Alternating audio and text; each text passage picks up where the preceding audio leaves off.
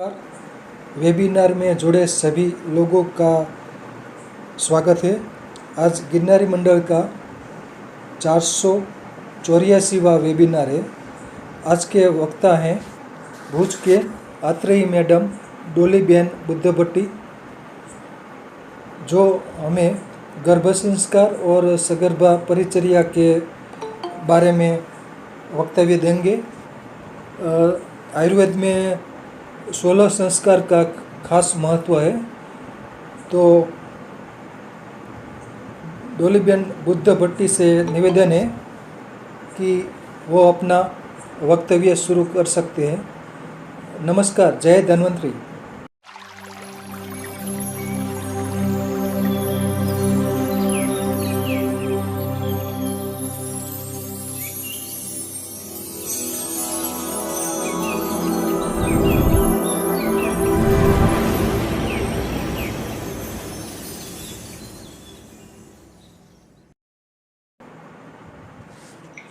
जय धन्वंतरी। नमस्कार सर। शुरुआत हम प्रेयर से करेंगे। ओम ब्रह्मदक्षाश्वदेवेश भरद्वाज पुनर्वसु हुताशवेश चरक प्रभुतिभ्यो नमो नमः।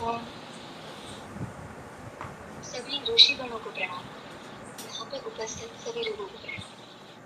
आज का हमारा जो विषय है वो है गर्भ संस्कार और गर्भिणी परिचर्या। गर्भ संस्कार जो शब्द है वो दो शब्द, गर्भ एंड संस्कार। गर्भ का है शुक्र शोणित जीव संयोग और संस्कार का अर्थ होता है गुणांतराधान। और वाचस्पति में संस्कार की जो व्याख्या दी गई है उन्होंने बताया है सतो गुणांतराधान है, सतो गुणांतराधान रूप, अर्थात जिसको हम एक कंटिन्यूअस प्रोसेस बोल सकते हैं कि संस्कार जो नित्य किया जाने वाला सिंचन है, जो गुणों का हम आरोपण करते हैं उसको हम संस्कार कहते हैं। अर्थात समझपूर्वक किया गया हर प्रयास संस्कार है। अब जो संस्कार, जो हम गुणों का आरोपण हम गर्भ पे करना चाहते हैं उनको हम गर्भ संस्कार बोलते हैं। गर्भ संस्कार जैसे अभी साहब ने बताया कि वो 16 संस्कारों में से एक संस्कार है और उनमें से ये सबसे महत्वपूर्ण इसीलिए है क्योंकि जब गर्भ संस्कार किया जाता है तो पूरे जीवन काल दरमियान जो एक ग्रोथ होता है वो हम इस टाइम पे सबसे ज्यादा ले सकते हैं। कैसे, वो मैं आगे जैसे हम बढ़ेंगे उस टाइम पे मैं उदाहरण के तौर पे आपको बताती हूँ। अभी मॉडर्न साइंस मानता है कि गर्भ धारण के लिए माता और पिता ये दो ही भाव कारणभूत है, लेकिन आयुर्वेद शास्त्र मानता है कि 6 भाव है जो गर्भ धारण में उपयुक्त है। वो 6 भाव में से पहला भाव है मातृज भाव, पितृज भाव, रसज, सत्वज, सात्मज एंड आत्मज भाव। ये 6 भाव है जो गर्भ धारण के लिए उपयुक्त है। अभी ये 6 भाव का जब सम्मेलन होता है और ये अपने जो शुद्ध भाव में रहता है तब गर्भ अवस्था सबसे शुद्ध रहती है। अब उनमें से पहले जो 2 भाव है मातृज और पितृज भाव, उनमें उनकी शुद्धि कैसे कर सकते हैं? जैसे सिर्फ मातृज बीज मीन्स आर्तव और पितृज बीज शुक्र से गर्भ धारण नहीं हो सकता। तो उनकी शुद्धि के लिए आयुर्वेद में जो पंचकर्म की विधि बताई गई है वो उपयुक्त है। लेकिन वो कब कंपलसरी होती है, वो कब करनी ही जरूरी होती है? जब हम कोई आनुवंशिक व्याधि को रोकना चाहते हैं। जैसे मैं आपको एक रुग्णानुभव बताती हूँ। एक दर्दी मतलब एक कपल, पति पत्नी, जिनको थैलेसीमिया माइनर था दोनों को, और उनकी शादी बचपन से ही मतलब तय कर दी गई थी ताकि उनको ये चॉइस नहीं मिली थी कि वो बाद में सोच सके। दोनों को थैलेसीमिया माइनर है और जब गर्भ धारण का समय आया तो उनको ये लगा कि हम चाहते हैं कि हमारे बच्चे में थैलेसीमिया मेजर ना आए।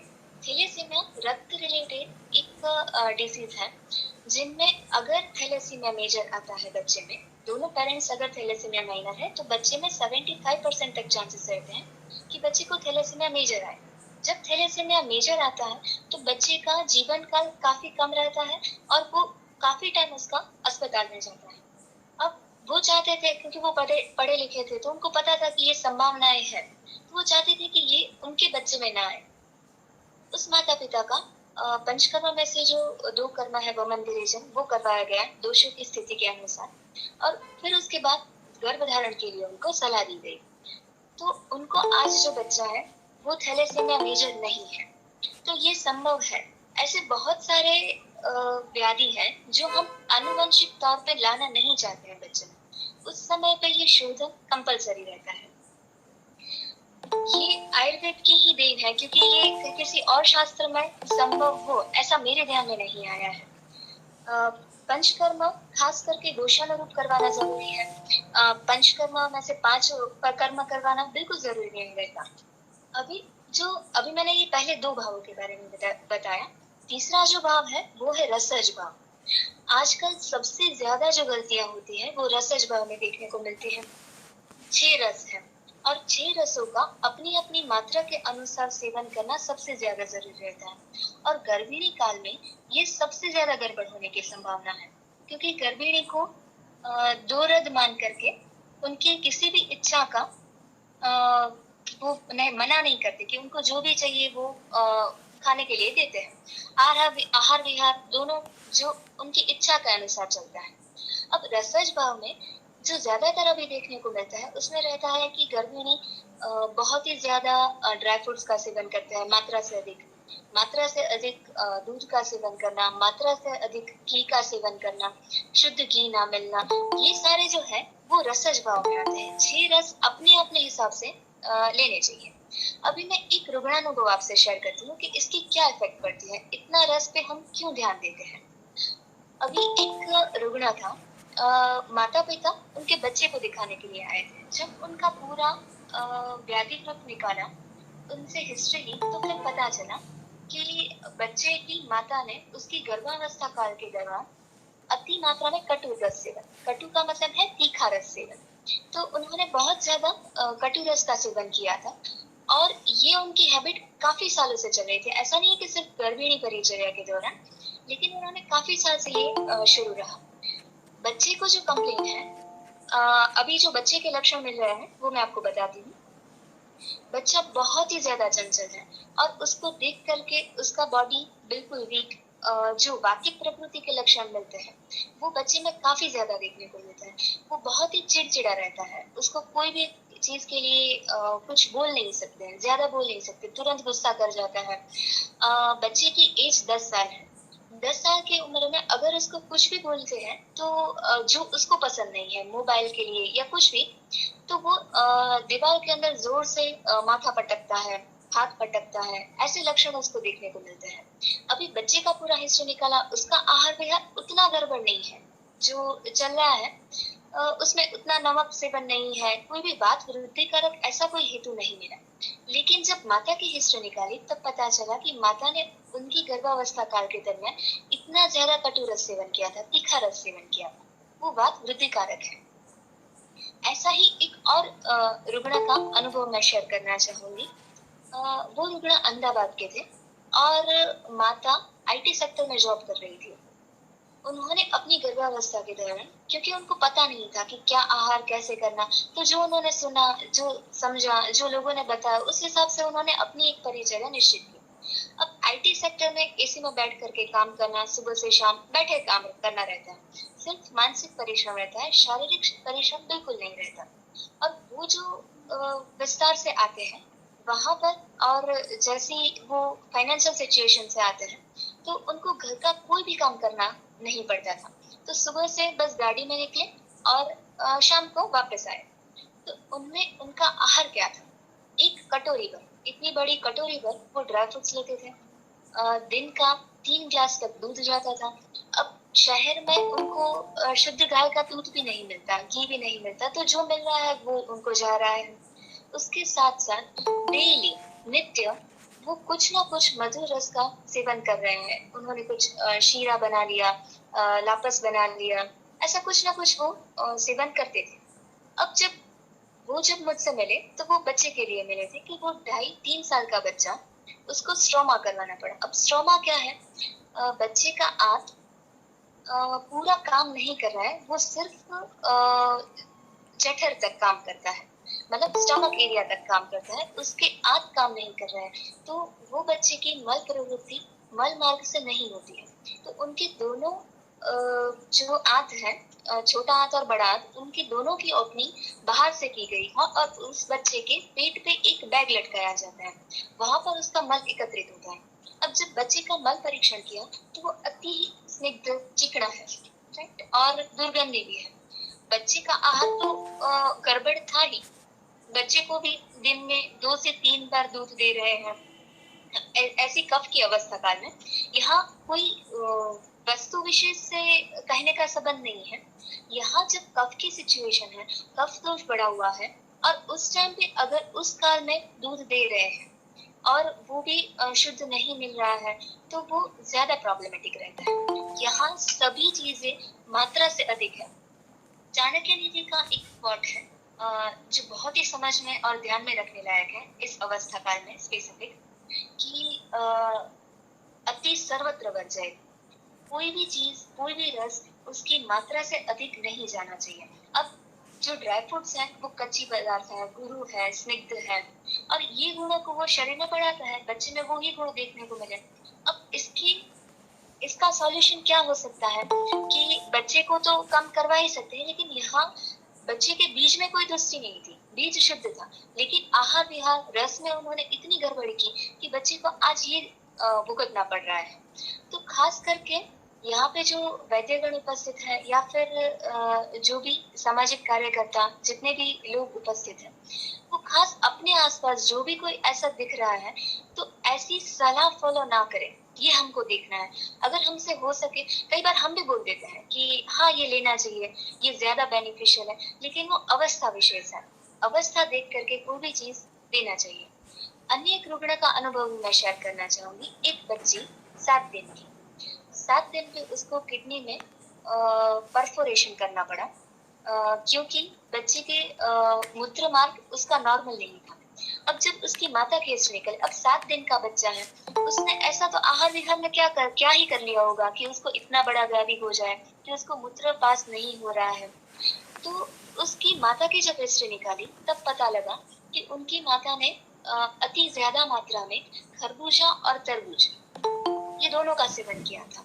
उन्होंने खट्टे पदार्थ का सेवन भी ज्यादा मात्रा में किया था। अब जब जल महाभूत अधिकता वाले पदार्थ ज्यादा मात्रा में सेवन कर रहे हैं तो ये परिणाम देखने को मिल सकता है। तो खास करके इसमें थोड़ा ध्यान रखना चाहिए। अब जो चौथा भाग है, ये बात हमने की रसज भाग की, जो चौथा भाग है वो है सत्वज भाग। अब आपके कोश है, उसमें सत्व के 2 अर्थ बताए गए हैं। एक बताया है बुद्धि और दूसरा बताया है सूक्ष्म शरीर। अब बुद्धि क्या है? अष्टांग हृदय के टीका में बताते हैं कि या मनो अर्थ संशयस्य निश्चयं कर्तु तद अर्थ अध्यवसाय उपारूढ़ा सा बुद्धि। जिसका हम सिंपल लैंग्वेज में अर्थ निकाले तो जो बुद्धि वो है जो हम अच्छा और बुरा क्या है वो निर्णय करने में, वो निश्चयात्मक जो बुद्धि है जो निश्चय करती है, उसको हम बुद्धि कहते हैं। और अभी हम बहुत सारे ऐसे अपने आसपास लोग देखते हैं जो एक निश्चय करने में इतनी देर लगाते हैं कि अपना खुद का निर्णय है। जैसे बहुत सारे बच्चे ऐसे रहते हैं कि 10th के बाद साइंस लेना, कॉमर्स लेना, ये एक छोटा सा निर्णय है, लेकिन ये निर्णय करने के लिए भी और 5-6 लोगों को पूछते हैं कि क्या करना चाहिए। अपना खुद का डिसीजन 5 लोगों को पूछ करके लेते हैं। तो ये सारे जो भाव है उसका हम सॉल्यूशन, कि बच्चा अगर हम चाहते हैं कि वो शुद्ध सात्विक प्रकृति का हो, जिसका सत्व अच्छा हो, तो वो गर्भावस्था काल से ही निश्चित हम कर सकते हैं। अब सत्व बढ़ाने वाले भी कुछ ऐसे पदार्थ हैं जिसका सेवन गर्भावस्था काल में किया जाए तो वो काफी ज्यादा बेनिफिशियल है, जैसे गाय का दूध। लेकिन जहाँ अभी आज के व्याख्यान में जहां पर भी मैं दूध का वर्णन बोल रही हूँ, वहाँ कहने का मतलब है कि वो गाय का दूध मिले जो गाय दोहन के बाद 2 घंटे के अंदर अंदर हमारे पास पहुंचता है, जो फ्रीज किया हुआ ना हो। अगर हम घर पे यूज करते हैं उसको तो एक बार गर्म किया हुआ दूध 8 घंटे तक सही रहता है, जो बिना फ्रीज किया हुआ हो। तो ऐसा अगर दूध हमें मिल सकता है तो उसका सेवन करना चाहिए, लेकिन कैसे, कब, वो भी आगे के भाव में मैं बताती हूँ। इसी तरह से गाय का घी भी सत्व बढ़ाने में हेल्प करता है। अगर मैं अपने काफी रुग्णों को बताती हूँ कि जब भी आप रूम में रहते हैं तो एक गाय का घी का दिया कीजिए। एक संशोधन के मुताबिक गाय का घी का दिया जब किया जाता है तो वो अनेक गुना ऑक्सीजन की मात्रा बढ़ाता है, जिससे ऑक्सीडेशन प्रोसेस काफी अच्छा रहता है। तो वो मन को शांत करने वाला रहता है। तो ऐसे काफी द्रव्य है, काफी उपाय है जो छोटे छोटे हैं लेकिन हम कर सकते हैं अपने day to day lifestyle में, तो वो हमें करना चाहिए। अब जो पांचवा भाव है वो है सात्म्य भाव। सात्म्य का अर्थ है कि कोई भी चीज को धीरे धीरे से अपनाना जो अच्छी है अपने लिए, और कोई भी ऐसी चीज जो अपनी सेहत के लिए या बच्चे की सेहत के लिए, गर्भ के लिए हानिकारक है, उसका क्रमशः त्याग करना। यहाँ खास करके एक शब्द पे मैं भार देना चाहूंगी, क्रमशः। ऐसा नहीं है, हमें पता है कि दूध अच्छा है, घी अच्छा है, लेकिन किसी को वो अनुकूल आता ही नहीं है, तो उनको कैसे लेना चाहिए? तो उसका क्रमशः ही वो उसको ले सकते हैं, कि धीरे धीरे करके बॉडी को हैबिट पड़े तब तक लेना। और कोई भी अगर व्यसन है, क्योंकि बहुत बार ऐसे रुग्ण आते हैं जिनको बोलते हैं कि तम्बाकू सेवन करते हैं या फिर उनको अल्कोहल का हैबिट है, तो वो धीरे धीरे करके छोड़ना है और अच्छे भाव को धीरे धीरे करके लाना है। क्योंकि अल्कोहल, मद्य, ये गर्भोत्पाद प्रभाव है कि वो गर्भ के लिए बेनिफिशियल नहीं है, तो उसको धीरे धीरे छोड़ना है और ओजोवर्धक दूध, घी वगैरह का सेवन धीरे धीरे करना है। ये सारी चीजें अग्नि को ध्यान में रखते हुए करनी है। ऐसा नहीं है कि 250 ml लेना है तो लेना ही है, अग्नि के हिसाब से कर सकते हैं, कोस्ट को भी ध्यान में रखना होता है। अभी इसको हम बोलेंगे सात्म्य। अभी हम सोचेंगे कि सात्म्य हम, क्योंकि यहाँ अच्छी चीजों का सात्म्यकरण होना ही जरूरी है, क्योंकि हम सोचे कि कोई ऐसा भाव है कि हम सोच रहे हैं कि कुछ खट्टी चीजें जो अच्छी लगती है हम वो आज से लेना शुरू करें और 1 महीने के अंदर अंदर हमको वो सात्म्य हो जाएगी, फिर हमको वो नुकसान नहीं करेगी। तो ऐसा नहीं रहता, सात्म्यकरण अच्छे भावों का ही ग्रंथकारों को अपेक्षित है। और इसके बाद रहता है आत्मज परिबल, जो छठा परिबल है, छठा भाव है, जो गर्भधारण के समय उपयुक्त है। वो आत्मज, आगे के जो हमने 5 भाव बताए वो 5 भाव हमारे हाथ में है। छठा जो भाव है आत्मज भाव, क्योंकि शास्त्र आत्मा को मानता है, ये आस्तिक विज्ञान है। तो जब हम आत्मज भाव पे काम करना चाहते हैं तो उस पे भी हम प्रयत्न कर सकते हैं। अब कैसे कर सकते हैं वो, कि वो प्रेयर के हिसाब से कर सकते हैं। जिस आत्मा को हम बुलाना चाहते हैं, अब एक मैं सिंपल उदाहरण से प्रस्तुत करना चाहूंगी कि अगर कोई आत्मा जो दारू लेना चाहता है, मद्य लेना चाहता है, तो वो ऐसे ही घर में अवतरित होना पसंद करेंगे, ऐसे ही माता पिता के यहाँ जाना पसंद करे जहाँ उसको फ्रीज से मिल जाए। अब कोई शुद्ध सात्विक जहाँ कंटिन्यूअस काम भगवत भक्ति भाव रहता है, वहां उसको दारू कहाँ से मिलेगी, उसको कितना प्रयत्न करना पड़ेगा, तो उसको तो वही अच्छा रहेगा। तो ये कैसी बात है कि जैसे रेडियो की फ्रीक्वेंसी मैच होती है, कि अगर थोड़ा भी इधर उधर हुआ तो वो फ्रीक्वेंसी मैच नहीं होती, वो ठीक से हमको आवाज सुनाई नहीं देती। इसी तरह से माता पिता का भाव और अवतरित होने वाली आत्मा का भाव वो समान रहता है, तो बच्चा अवतरित होता ही है। तो इसके लिए जैसे मैंने बताया कि काफी सारे प्रेयर्स है, उनमें से एक मैं बताना चाहूंगी, ओम अहिरसि आयुरसि सर्वतः प्रतिष्ठासि ध्याता त्वां ददातु विधाता त्वां ददातु। ये चरक संहिता में वर्णित श्लोक है। इसका प्रेयर मैं अपने काफी रुग्णों को बताती हूँ कि सुबह साथ बैठकर हार्मोनल इंजेक्शन लेने से काफी अच्छा है कि माता पिता, पति पत्नी साथ में बैठकर 15 से 20 मिनट प्रेयर करें। जब एक ही भाव से 2 लोग साथ में काम करते हैं तो वो भाव काफी मतलब पहुंच सकता है। अब ये प्रेयर हम संस्कृत में क्यों करते हैं, क्योंकि देवों तक देवनागरी लिपि, संस्कृत ही भाषा पहुंचती है। तो जो माता पिता अपनी माता गर्भिणी अवस्था काल के दरमियान संस्कृत का अध्ययन करते हैं तो वो बहुत ही अच्छी बात है। एक जो संशोधन हुआ है वो बताता है कि जो बच्चा संस्कृत अच्छे से पढ़ सकता है, वो सबसे कठिन मानी जाती फ्रेंच भाषा को भी बहुत अच्छे से कैप्चर कर सकता है। तो हो सके तो संस्कृत का अध्ययन भी करना चाहिए जितना हो सके।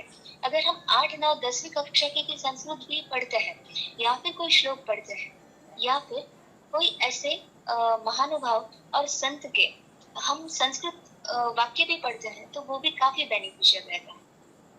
एक बात मैं यहाँ और बताना चाहूंगी कि जो चरक संहिता जिन्होंने उपदेश की है वो महर्षि आत्रेय, वो पूर्वा प्रत्यक्ष धर्माणम पुनर्वसु आत्रेय जो है वो जिनको धर्म का साक्षात्कार हुआ है ऐसे महर्षि बताते हैं कि सद्वचनम अनुष्ठेयाना, कि ऐसे सद्वचन जो कहे गए हैं ऐसे आप्त पुरुष के द्वारा जो रज और तम से मुक्त है, उनके द्वारा बताए गए आप्त वचन दिन में अवश्य एक बार सुनना चाहिए।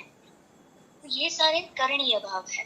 दूसरे जो त्याज्य भाव है, मैं अपने रुग्णों को बताती हूँ जो काफी थोड़ा सुनने में अजीब लगता है, लेकिन मैं उनको बताती हूँ ये कि 9 महीने के दरमियान अगर आपको ऐसा लगता है कि बहुत गुस्सा आया है अपने पति पे या फिर अपनी फैमिली पे, कि कभी भी किसी को भी गुस्सा आया है, आप एक नोटबुक साथ में रखो, उसमें लिख लो कि आज मेरे को इस बाबत पे गुस्सा आया और ये मेरे को बोलना ही पड़ेगा, इसमें तो झगड़ा होने ही वाला है।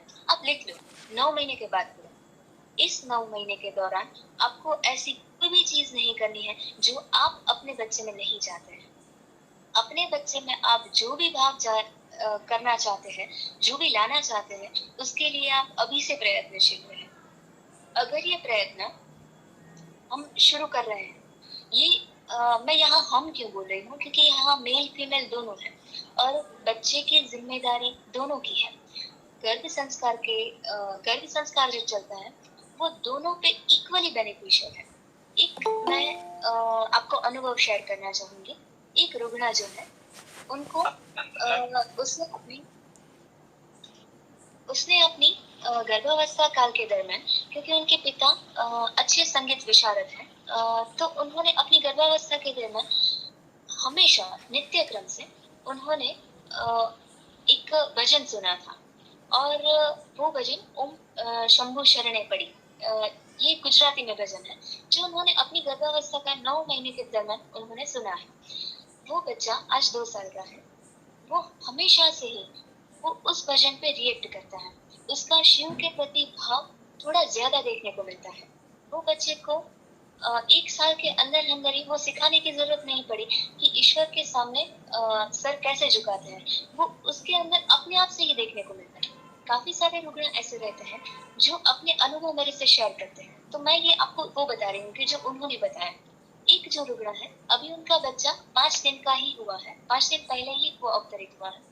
5 दिन के अंदर उन्होंने एक वीडियो मुझसे शेयर किया है।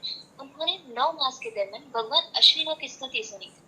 तो वो बच्चा जैसे ही भगवान अश्विनों की स्तुति सुनता है, अब 5 दिन का बच्चा बहुत कम देर के लिए जगता है, बाकी उसका वो काफी देर तक सोता है, पर जब भी उसकी आंखें खुली रहती है तो वो उस श्लोक पे अवश्य ही रिएक्ट करता है। वो अपने हाथ पैर हिलाने लगता है, उसकी आंखें थोड़ी बड़ी करता है और वो ये भाव अपने ओर से व्यक्त करता है कि उसको ये अच्छा लग रहा है। ऐसे और भी एक रुग्ण का अनुभव आया था कि 8 दिन के अंदर का उन्होंने वीडियो भेजा था मेरे को कि जो एक बच्चा है, उन्होंने ये गर्भ संस्कार पूरी तरह से फॉलो किया था जितना हो सके उतना। तो ये फॉलो करने के बाद जब उन्होंने 8 दिन का उन्होंने वीडियो भेजा, उनकी हमेशा से ये इच्छा थी कि उनका बच्चा काफी एक्टिव रहे और उन्होंने हमेशा से ही वॉक ज्यादा किया। माता ने जो भी परिचर्या फॉलो की, उसके बाद ये देखने को मिला कि 8 दिन का बच्चा जैसे ही उसको टमी टाइम देते हैं कि उसको बच्चे को लेटा करके उल्टा सुलाते हैं, तो उस टाइम पे वो बच्चा पैर ऐसे रख करके वो ऊपर चढ़ने की कोशिश कर रहा है। तो माता इतनी खुश, और उन्होंने खुश होकर के मुझे ये वीडियो भेजा। ये माता की ये भी इच्छा थी कि मेरे बच्चे में मैं चाहती हूँ कि सारे जो सिम्टम्स हैं, जो बच्चा 3 साल पे रिएक्ट करता है, 3 महीने में जो रिएक्ट करता है, 5 महीने में जो रिएक्ट करता है, 6 महीने में जो रिएक्ट करता है, वो चाहते थे कि वो उनको टाइम से दिखे, क्योंकि उन्होंने अपने परिवार में ऐसा देखा था कि जितने आसपास के बच्चे अवतरित हुए जो उनके परिवार के में, तो वो काफी उनको मूड लगे। मूड से मतलब है कि उनका रिएक्शन टाइम काफी कम था, तो वो चाहते थे कि मेरे बच्चे में मैं ये नहीं चाहती। उसके लिए प्रिकॉशन दिया गया और ये देखने को मिला। ऐसे काफी सारे अनुभव आते हैं। एक माता पिता, जो मैंने पहले भी शेयर किया था, कि एक माता पिता जो एडवेंचरस है, उनको चाहते थे कि मेरा बच्चा भी एडवेंचर में काफी ज्यादा इंटरेस्ट ले। ऐसे माता पिता जब 2 साल के, उनकी बच्ची 2 साल की है, तो वो जब मनाली उस साइड कहीं घूमने गए थे, तो वहां सबको पैराग्लाइडिंग करते देखते हुए बच्चे ने भी बताया कि मुझे भी करना है। अब 2 साल का बच्चा कैसे बताएगा अपनी, सॉरी, मेरी गलती हुई, बच्चा 2 साल का वही नहीं है, अभी उसको 1.5 साल ही हुआ है, और उस बच्चे ने बताया कि मुझे पैराग्लाइडिंग करना है। अब माता पिता को लगा कि ये बाल हट है, बच्चा बोल रहा है तो होगा, ठीक है, वो मान जाएगा थोड़ा समझाने के बाद। लेकिन बच्चे को उसने सोचा कि नहीं, मुझे करना ही है, और उसने वहां ढूंढा कि आसपास कहीं ऐसा जो बच्चों के लिए भी पैराग्लाइडिंग होता है। अब बच्चा अगर 25 फीट की हाइट पे भी पैराग्लाइडिंग करता है, वो बच्चे के लिए तो ज्यादा ही हुआ। उस बच्चे ने अकेले भाषा, क्योंकि भाषा भी अलग है, वो गुजराती है, वहाँ हिंदी भाषा है, उन्होंने भी डराने की कोशिश की, क्योंकि काफी जो बच्चे थे जो कर रहे थे पैराग्लाइडिंग, वो 6 से 7 साल की उम्र के बच्चे थे। ये बच्ची पौने दो साल की बच्ची, उसने अकेले ही पैराग्लाइडिंग किया। और काफी बच्चे उस टाइम पे रुके थे जब उनको बिठाया गया, और जब ग्लाइडिंग होना शुरू होता है, ये बच्ची तब बोल रही थी कि अभी भी मुझे और करना है, क्योंकि उसको उठाते वक्त उसको रोना आ गया कि नहीं, मुझे और करना है, इसमें उसको और रुचि आने लगी। तो ऐसे काफी सारे भाव है जो पेशेंट बताते हैं। अगर हम समझे, एक गुजराती में कहावत है जो मैं आपसे शेयर करना चाहूंगी कि कुकड़ बच्चा लाख, लाखे बेचारा, અને सिंहण बच्चा एक, एके हजारा। इसका मैं हिंदी में अर्थ बताना चाहूंगी कि जो कुकड़ का मतलब है कुकुट, उसके अगर 1 लाख भी बच्चा है ना, तो वो भी बेचारे हैं। लेकिन अगर सिंह, शेर का एक भी बच्चा है, वो एक ही 1,000 के समान है। तो अभी काफी देखने को मिलता है कि मोस्टली लोग 1 या 2 बच्चा ही प्लान करते हैं। तो जो भी बच्चा आए, वो गर्भ संस्कारित ही अवतरित हो, क्योंकि इससे समाज का काफी कल्याण होता है। कैसे? जो ये बच्चे देखने को मिलते हैं, उनकी इम्यूनिटी जो नॉर्मल गर्भ संस्कारित जो अकस्मात ही अवतरित हुए हैं, उनसे काफी ज्यादा देखने को मिलती है। तो ये अवश्य ही करणीय है। एक और मेघाणी जी की कहावत है जो मैं और शेयर करना चाहूंगी। जननी जन तो भक्त जन, का दाता का शूर, नहीं तर रह जे वांजनी, मत गुमा विष्णु। इसका भी अर्थ होता है कि हे मात, वो माता को बताते हैं कि हे मात, आप अगर बच्चा देना चाहते हैं तो या तो वो भक्त हो, या तो वो दाता हो जो दानी हो, या तो वो शूरवीर। अगर आप अकस्मात ही बच्चा देने वाले हैं, तो इससे तो अच्छा है कि आप अपना नूर मत गुमाइए। यहाँ नूर का मतलब हम शास्त्र से ले सकते हैं ओज। हमारे अंदर 2 प्रकार के ओज रहते हैं, जिसमें से एक ओज जो माता से गर्भ में जाता है, वो कभी भी रिटर्न माता में नहीं आता। अगर माता अपना कुछ अंश ऐसे बच्चे में दे रहे हैं, तो बच्चा अपने से श्रेष्ठ ही आना चाहिए। ये हमारा कर्तव्य रहता है, ये हमारी नैतिक जिम्मेदारी है। अगर आज के इस व्याख्यान से अगर थोड़ा भी आप इंस्पायर हुए हैं, जिसको जिस तरह से इंस्पायरेशन मिला है, और अगर गर्भ संस्कारित शिशु अवतरित करने के लिए वो मोटिवेट हुआ है, तो मैं समझूंगी कि आज का ये व्याख्यान सफल हुआ, क्योंकि ये अवश्य करणीय है। अपने देश के लिए, समाज के लिए एक गर्भ संस्कारित शिशु अवतरित होना ही चाहिए। अस्तु, यहाँ मैं अपना व्याख्यान पूर्ण जाहिर करती हूँ। अगर किसी को कुछ क्वेश्चन है तो वो हम डिस्कस करेंगे। ठक्कर साहब, आप समीक्षा करें पहले। वैद्य श्री विनोद भाई ठक्कर साहब। हाँ जी, जय धन्वंतरी। बहन ने बहुत सूक्ष्म भाव से जो अपना वक्तव्य दिया, और एक बात जो उन्होंने शुरुआत से कह के रखी जब तक अपने को ज्ञान नहीं है तो आने वाली पीढ़ियों के लिए जो बच्चे का अपन सोच रहे हैं वो कैसे होना चाहिए, उसके लिए क्या करना चाहिए, आज का वक्तव्य में उन्होंने यही को प्रधान रखकर अपने को समझाया। गीता में भी लिखा है और यहाँ भी यही बात आ रही है कि जो बात, क्योंकि आने वाले दिनों में बच्चे ही अपने होते हैं और अपने बीच में से ही वो आगे निकल रहे हैं। और जो 6 भाव बताए उन्होंने, रसद, आत्मज, मातृज, पितृज, वो तो बहुत सरल, समझने लायक है, आसानी से समझ सकते हैं। सबसे बड़ी बात एक है कि जितना भाव अपना शुद्ध रहता है गर्भ काल के दरमियान और उसके पहले, जैसे एक कृषक अपनी धरती को साफ सुफ करके बीज बोता है, यही सिद्धांत अपने को यहाँ समझना चाहिए।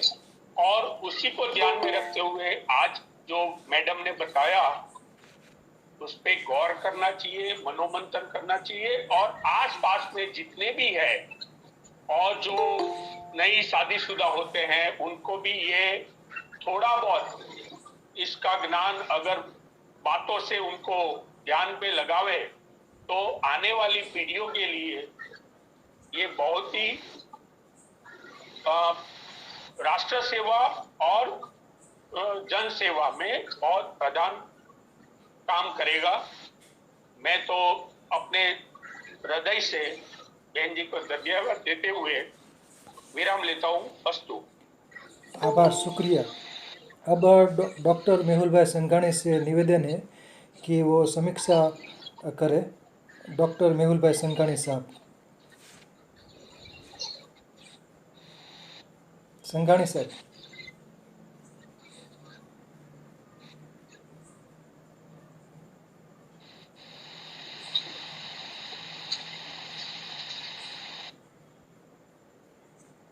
संघाणी साहब। संघाणी साहब अनम्यूट नहीं हो रहे हैं। पुरोहित साहब से विनती है कि समीक्षावाचक शब्द कहें। पुरोहित हाँ साहब। सर, नमस्कार। जय धन्वंतरी। सॉरी बट मैं अभी ज्वाइंट हुआ हूँ। विनोद सर ने बोलने का शुरू किया और मेरी एंट्री हुई है, तो आज का वेबिनार में कुछ जो बातें हुई हैं उसके बारे में कुछ ज्ञान नहीं है। सॉरी। ओके, संघाणी साहब। संघाणी साहब अनम्यूट। हेलो। हाँ, बलदाणिया साहब बोलिए। डॉक्टर किशोर भाई बलदाणिया साहब समीक्षा करें। बलदाणिया साहब। बहन जी ने बहुत अच्छे से प्रेजेंटेशन किया, जैसे हमारी सोच नहीं थी, सब कुछ आयुर्वेद के अंदर विस्तृत वर्णन है, उसके बारे में उन्होंने अच्छी जानकारी दी। खास करके गर्भाव भाव जो होता है उन्होंने अच्छा बताया। हम लोग पति पत्नी दोनों मिलके जो भाव करते हैं वही बालक में आता है, वो खास करके करना चाहिए। गर्भिणीचर्या पहले मन से 9 महीने तक का जो काल है उसमें क्या क्या खुराक, क्या क्या औषधि वगैरह लेना है और उससे क्या क्या लाभ होना है, उस संहिता में अच्छी तरह से वर्णन किया है। आजकल ये जरूरत है, कौन कैसा बच्चा या बेबी या बाबा इस तरह का स्वभाव का होना, वो एक प्रयोग करने जैसा है। जिसे ओशो रजनीशी भी करते थे। उनकी एक बुक थी, वो मेरे पास आई थी, उसमें पूरा लिखा हुआ था कि हम ब्रह्मांड के अंदर कई स्थित पुरुष, महापुरुष, संत, महात्मा, वैज्ञानिक घूमते रहते हैं। उनको स्थान चाहिए, तो पति पत्नी का एक भाव हो और वो उनको सोच के उनको बुलाए और आत्मा का आह्वान करे, तो फिर वीर्य दान करे, तो वही व्यक्ति अंदर प्रवेश करती है। तो जो पति पत्नी को पसंद है ऐसे स्त्री पुरुष को या अच्छे आत्माओं को हम लोग ये पृथ्वी पर ला के उसमें लाभान्वित कर सकते हैं। और तो ज्यादा नहीं। Thank you. शुक्रिया, आभार। अब किसी को प्रश्न है तो पूछिए। जय। हेलो, नमस्कार। नमस्कार, बोलिए। हाँ, ये सर बोल रहे थे रजनीश जी की पुस्तक, तो कौन सी पुस्तक?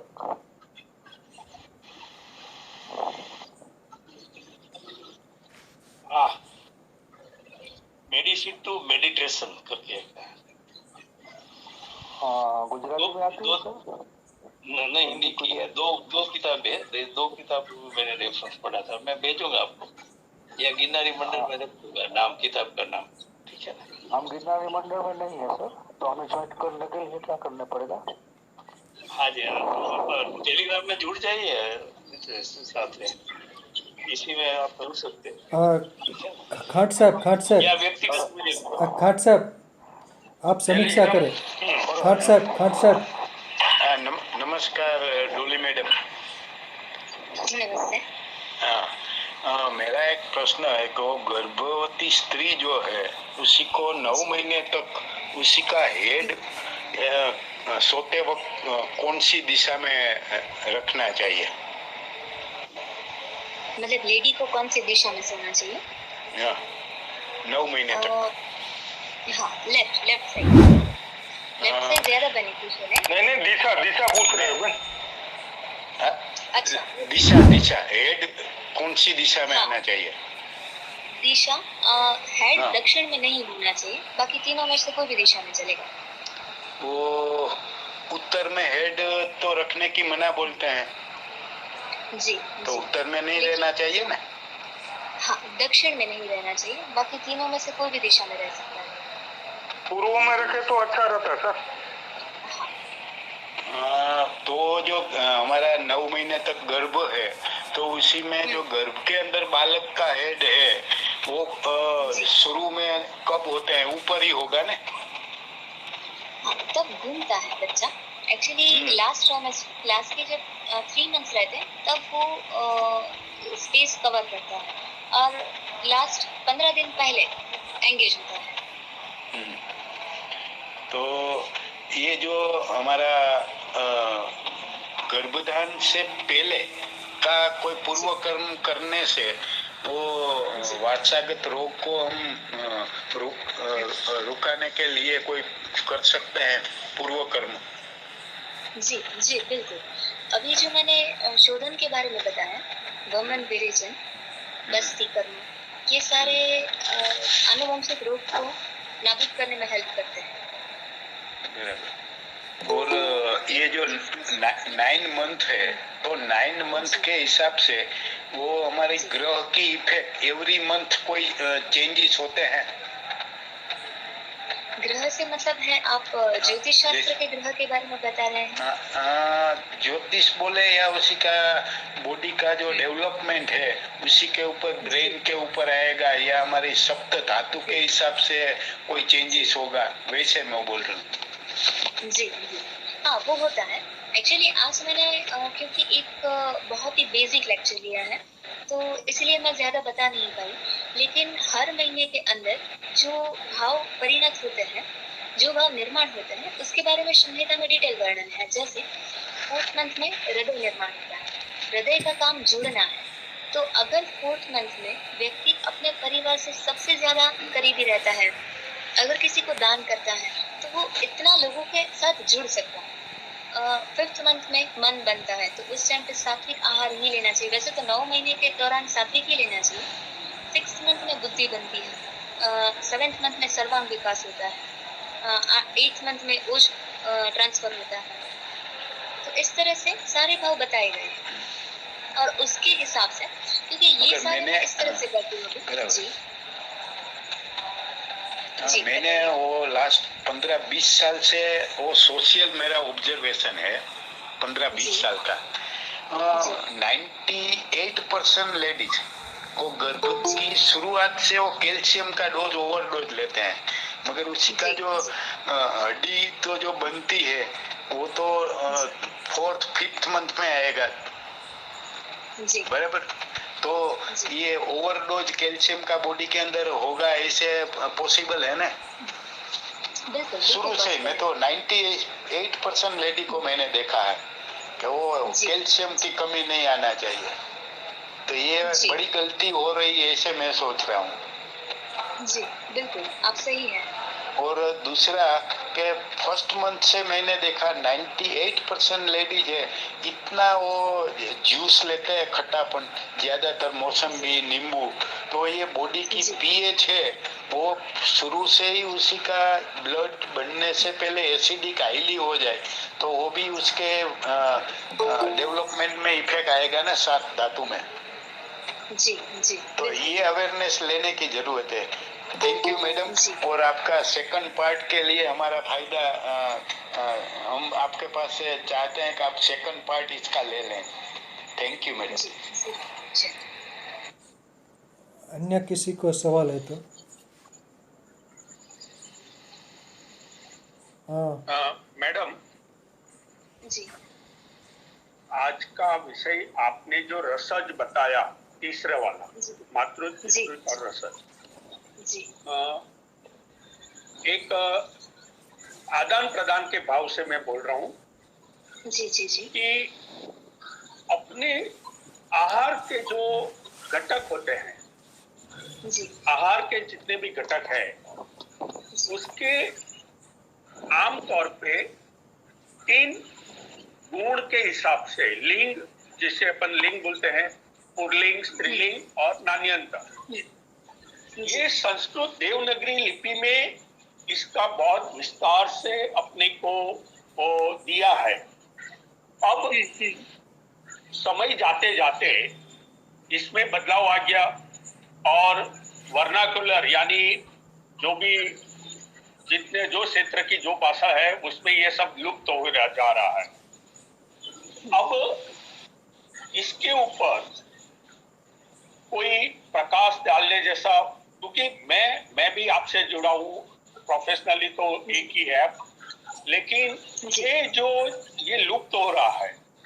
तो पुल्लिंग आज कहीं फैमिली में देखते हैं कि लड़कियां ज्यादा होती है, कहीं में बच्चे नहीं हो रहे हैं या और दिक्कतें होती है, तो इसका प्रभाव भी बॉडी पे जो होता है, तो उसके लिए अगर आपको थोड़ा बहुत प्रकाश डाल दोगे आज के वक्तव्य के अनुसार तो बेहतरीन रहेगा। मेरा सुझाव ये है, निवेदन है।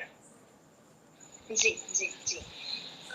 मैं आपका क्वेश्चन जितना समझी हूँ उससे मैं आपको बताऊं कि इस बारे में अभी तक मुझे इतनी नॉलेज नहीं है कि मैं आप सब लोगों के साथ शेयर कर सकूं, लेकिन अगली बार मैं जरूर इसको शेयर करना चाहूंगी। ठीक है।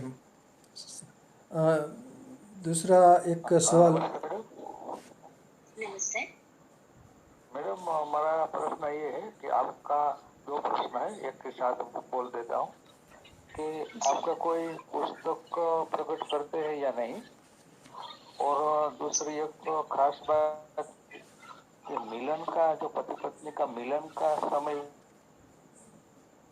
કહેવત છે ને કે પહેલા પોરે રોગી, બીજા પોરે અને ચોથા પોરે જોગી, તો આ રીતે તમે એમાં વિશ્વાસ ધરાવો છો કે એ બાબતે પ્રકાશ પાડજો। जी, जी, बिल्कुल। આપણે અહીંયાથી सॉरी, हम अपने क्लिनिक से एक फॉर्म पेशेंट को देते हैं जिससे वो पेशेंट लिखता है, जिससे उतनी कल्पना सही मतलब क्लियर है, ज्यादा क्लियर है कि उसको कैसा बच्चा चाहिए, उस हिसाब से उनको सारी चीजें बताते हैं। समय पे काफी ज्यादा फर्क पड़ता है। ब्रह्म मुहूर्त श्रेष्ठ है और बहुत ही स्वाभाविक सी बात है। आधी रात को घूमने वाली आत्मा भी नहीं, जो रूटीन में भी हम देखते हैं, आधी रात पे घूमने वाले और जो सुबह अर्ली उठने वाले, उन दोनों में काफी फर्क रहता है। तो वो मानस भाव में ही चेंज आता है सुबह का टाइम सबसे ज्यादा वो सजेस्टेबल है कि उनको सजेस्ट कर सकते हैं। पक्का टाइम दीजिए मैडम, कहाँ से कहाँ तक तो सबको विश्वास आए। सूर्योदय से और हमने हमारे हमारे गुरु ने बताया है, इस तरह हमने बच्चा किया है तो उसका बेहतरीन रिजल्ट है। जी जी, सूर्योदय से 1.5 घंटे पहले से लेकर के सूर्योदय के पौने घंटे पहले तक।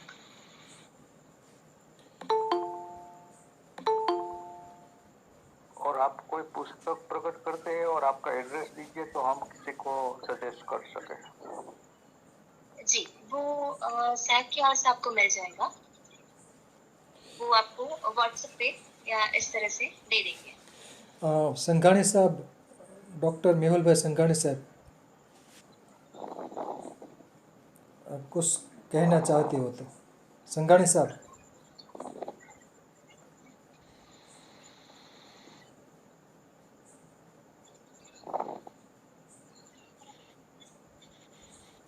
मेहुल भाई संघाणी साहब अनम्यूट नहीं हो रहे।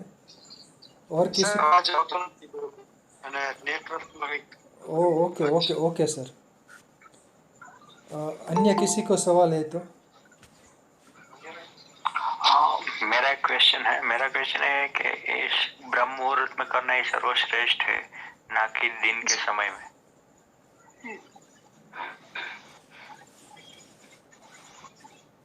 इसके लिए काफी संविधान रेफरेंस मिलते हैं। आपका क्वेश्चन क्या है, ये ऐसा क्यों है?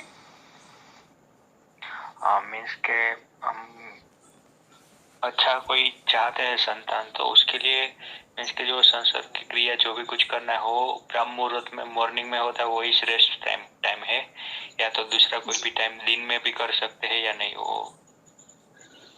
श्रेष्ठ टाइमिंग सुबह का ही है, लेकिन इसकी काफी, क्योंकि ये जो अभी बताया है ना वो काफी ब्रीफ में है, इसके भी काफी नियम रहते हैं कि कब कैसे अग्नि कैसा होना चाहिए व्यक्ति का, मतलब खाली पेट, वो काफी सारे नियम हैं। तो उस हिसाब से, क्योंकि काफी तिथि का भी वर्णन मिलता है कि अष्टमी के दिन, फिर पूर्णिमा के दिन, अमावस्या के दिन उस टाइम पे वर्जित करनी है। लेकिन शरीर का बल देख करके अगर ब्रह्म मुहूर्त श्रेष्ठ है, पॉसिबल नहीं है तो और कोई भी टाइम श्रेष्ठ है। श्रेष्ठ नहीं बोल सकते, अनुकूल है। ठीक है।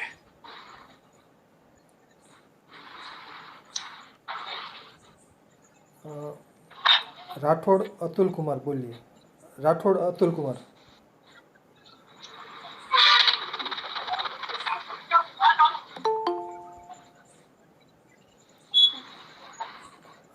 ठक्कर साहब बोलिए। ठक्कर साहब बोलिए। हेलो हेलो, यस मैडम मैं ये पूछना चाहता हूँ, कोई लेडी है तो प्रेगनेंसी जो टाइम होता है 9 मंथ, तो उसमें वो ट्रैवलिंग जो रहता है ज्यादातर, कोई लेडी ऐसी गवर्नमेंट जॉब करते हैं तो कितने महीने तक ट्रैवलिंग करना सेफ है, ये पूछना है। एक्चुअली ये रहता है, जब भी कोई संक्रमण करता है, ट्रैवलिंग से मतलब है चक्रमण, तो वो किस तरह से होता है, 4 व्हीलर में होता है, 2 व्हीलर में होता है, कितना हवा लगती है। सेफ से मतलब है कि अगर आहार विहार में ऐसा परिवर्तन लाते हैं, चक्रमण से वायु वृद्धि होती है, तो अगर वात शामक जल गुण को शमन करने वाले स्थिर पदार्थों का सेवन किया जाए तो उसको काफी हद तक कंट्रोल कर सकते हैं। अभी हर एक परिस्थिति में अलग अलग रहता है, किसी को 30 किलोमीटर तक भी कर सकते हैं, कोई 3 किलोमीटर में भी परेशान ज्यादा होते हैं, तो व्यक्ति विशेष पे आधारित है। ओके, यानी ये 8-9 महीना चल रहा है तो वो ट्रैवलिंग करे तो यानी वो कर सकते हैं, तो कोई दिक्कत नहीं है ना? ना, इसमें ज्यादा दिक्कत नहीं है। हाँ, पर जो गुण बढ़ने वाला है वो बढ़ेगा, तो उसके लिए हमको थोड़ा ध्यान रखना पड़ता है। Okay okay, thank you. Okay, Thakkar साहब बोलिए। मैडम, आपके आज के वक्तव्य में एक आपने बात बताया था, बुद्धि निश्चयात्मक होनी चाहिए। गीता में भी यही लिखा है। जी आज अपन देखते हैं कि हर कोई अपने परिवार से या जिसको अपन विश्वासु व्यक्ति से कुछ बातचीत करके अपना निर्णय करता है।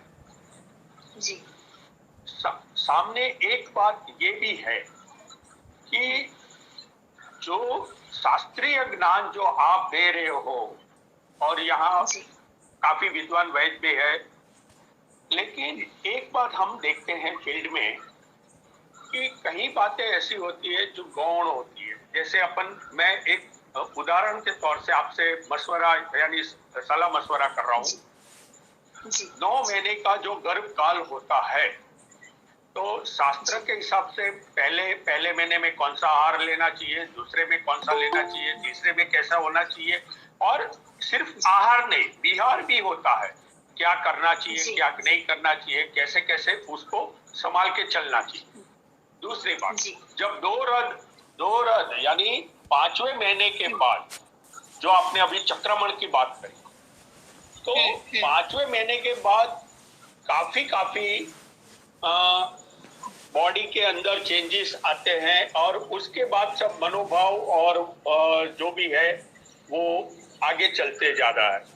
तो इस परिस्थिति में आमतौर पे तो अपने शास्त्रों में बताया है कि 5वें या 6ठे महीने के बाद हो सके उतना चक्रमण कम रहना चाहिए, क्योंकि चक्रमण के धक्के से बच्चे को नुकसान होने की गुंजाइश ज्यादा रहती है।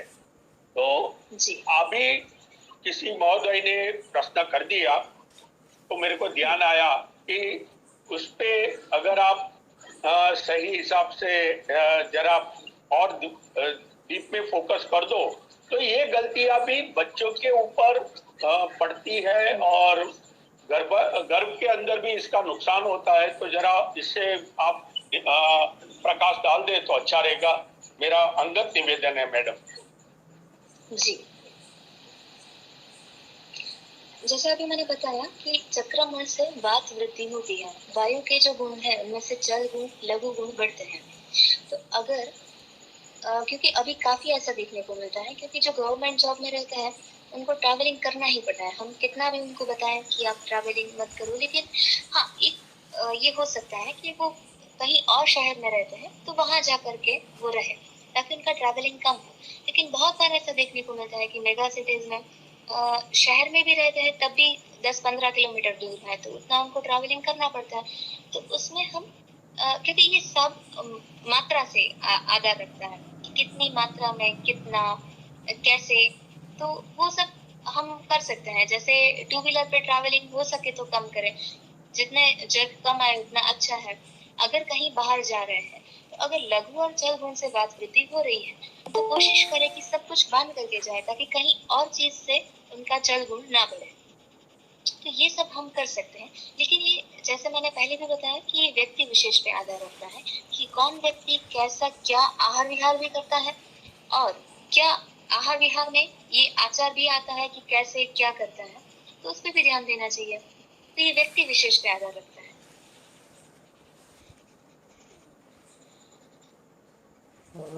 અશોકભાઈ જાની સાહેબ, કોઈ પ્રશ્ન હોય તો અશોકભાઈ જાની સાહેબ।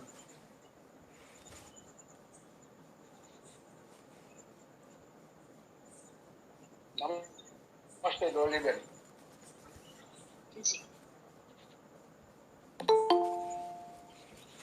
अभी आपने अभी ये गर्भाधान की बात तो अभी शुरू की है, और गर्भिणी का जो कोई आहार विहार की जो बात है उसके बारे में बताया है, तो पहले से बताने की कृपा करेंगे। तो पहले से क्या करना चाहिए, कैसे करना चाहिए, फिर गर्भ ठहर जाए उसके बाद क्या करना, यह दूसरे वेबिनार में बताएगी क्या? जरूर करेंगे, क्योंकि इसमें अभी ये पूरा बताना संभव नहीं है। तो अभी मैंने यही विषय रखा है। आगे आहार विहार जो डिटेल में है वो मैं आपको बताऊंगी कि कौन सी प्रकृति वाले को कैसा क्या आहार करना चाहिए। नहीं वो तो ठीक है, जी तो बताना, लेकिन मैं क्या पूछता हूँ कि आप पहले से बताने की कृपा करें। बिल्कुल बिल्कुल जरूर। हाँ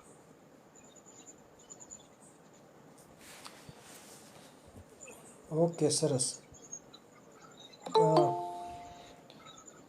महेश महेश सिंह हाथ हैंड रेज किया है। महेश सिंह बोलिए।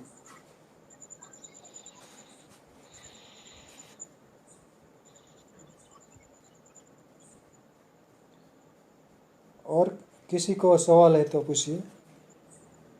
સર મારો એક અનુભવ છે મેડમ. जी जी હવે જ્યારે મને ખ્યાલ આવ્યો કે મારા મિસિસ ને ગર્ભ થયો છે, हिंदी में बोलिए, हिंदी में। जैसे मुझे पता चला कि मेरी मिसिस इज कंसीव ना, तब से उसके दोनों कानों में और उसके जो पेट है उसमें ओम लिखता था मैं डेली। ओम एक दोनों ओम बोलता रहा था कंटिन्यू। दिन में 4-5 बार बोला था, सुबह शाम और रात को सोते समय पहले उसके पेट में मैं ओम लिखता था। फिर हमने जब चौथा या 5वां महीना था तब हमने सोनोग्राफी करवाया। तो यू वोंट बिलीव कि जितनी सोनोग्राफी किया तो जो अंदर जो फीटस होता है उसका जो पूरा स्ट्रक्चर हमको ओम दिखाई दिया। अच्छा, वेरी नाइस। हाँ, तो ये मेरा थोड़ा एक्सपीरियंस था, जस्ट मैं शेयर करना चाहता था। जी जी तो इससे मैं जब भी मेरे ये जो कलीग्स होते हैं उनको भी बताता, जब भी ऐसा होता आप दोनों कान में ओम बोलो या जो भी मंत्र बोलना बोलो, और पेट में भी मैं ओम लिखता हूँ, तो आप भी लिख सकते हो। ऐसा मैं ऐसे ही शेयर करता था। जी जी जी पेट में कैसे लिखना है आप जरा बताएंगे? पेट में એટલે ઉપરનું પેટ હોય ઉપર ઓમ હાથથી આંગળીથી લખતો હતો ઓમ.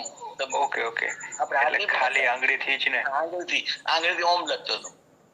Okay okay. आप नहीं सोचेंगे कि जो जैसे मैंने वो सोनोग्राफी करवाया, आई थिंक चौथा या 5वां महीना था, मैं आप जैसे आनंद आया तभी थोड़ा प्रॉब्लम हुआ था मुझे को मीटिंग का, तो इमीडिएटली हम गए थे डॉक्टर के पास। तो सोनोग्राफी करा तो डॉक्टर भी थोड़े वो हो गए कि उस पर ओम लिखा हुआ था, पूरा पूरा फीचर्स ओम लिखा हुआ मिला मुझे। ठीक है, थैंक यू।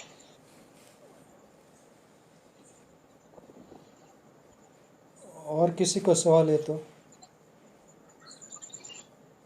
हम भी अपनी बात रखना ऐसा बोले नहीं है। चाहेंगे। हेलो, हाँ बोलो अनिल भाई पटेल बोलिए। ના ના ના ઓલા બીજા કોઈ હાથ ઊંચો કર્યો એને બોલી લેવા દે સર, પછી આપણે વાત કરશું। मैम एक तो जो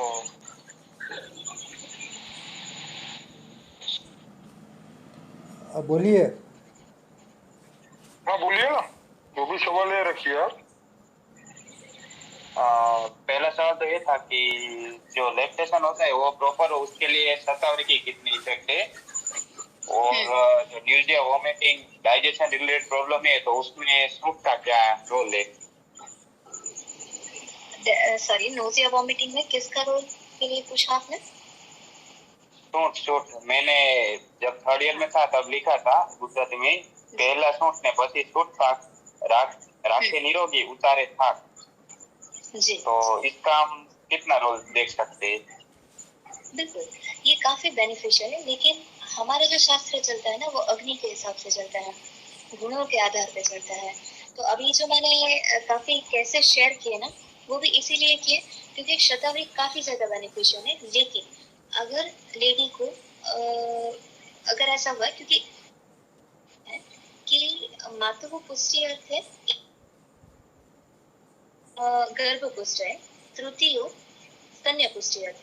तो मतलब माता पूरे 9 महीने के दरमियान जो भी आहार लेते हैं उसके 3 पार्ट होता है, नहीं? तो अगर शतावरी कैसा द्रव्य है, गुरु है, शीत है, स्निग्ध है, नहीं? तो अगर ऐसा द्रव्य हम जिनको सीजरियन हुआ है उनको दे रहे हैं, तो वैसे भी आजकल लोग जैसे ही डिलीवरी होती है तो तुरंत ही कुछ मीठा गुड़ वाला खाते हैं, नहीं? तो वो तो आवरण करने वाला है, कफ बढ़ाने वाला है। तो अगर ऐसी सिचुएशन में स्तन्य रुका हुआ रहता है तो उसमें सूट ज्यादा बेनिफिशियल है। लेकिन अगर नॉर्मल डिलीवरी हुई है, आहार विहार भी नॉर्मल है, लघु आहार से जैसे संसर्जन क्रम बताया गया है यहाँ भी संसर्जन जरूरी है। ये हम काफी लोग मिस करते हैं और सीधा औषध की ओर जाते हैं। तो पहले एक बार देख लो कि कैसे सिचुएशन है। अगर ऐसा रहता है तो शताब्दी बहुत बेनिफिशियल है, और अगर कहीं रुका हुआ है जहाँ संघ की पैथोलॉजी होती है तो वहां पे सूट ज्यादा अच्छे से काम करती है, तो सौभाग्य संघ की बात बेनिफिशियल है। तीक्ष्ण और संतर्पण करने वाले। दूसरा आपने बताया कि नोजिया वॉमिटिंग में सूंठ बिल्कुल यूज कर सकते हैं, बिल्कुल सेफ है। लेकिन अगर आप सूंठ जो मार्केट में मिल रहा है वो यूज करने वाले हैं तो उसका कोई अर्थ नहीं है, क्योंकि मार्केट में मिलने वाला सूंठ जो रस से कटु ज्यादा नहीं है लेकिन उष्ण ज्यादा है। तो कोशिश करें कि खुद ही अदरक को सुखा करके सूंठ बना करके यूज में दे सकते हैं, बहुत ही बेनिफिशियल है। मैं करती हूँ use. Okay, thank you ma'am. Thakkar साहब बोलिए।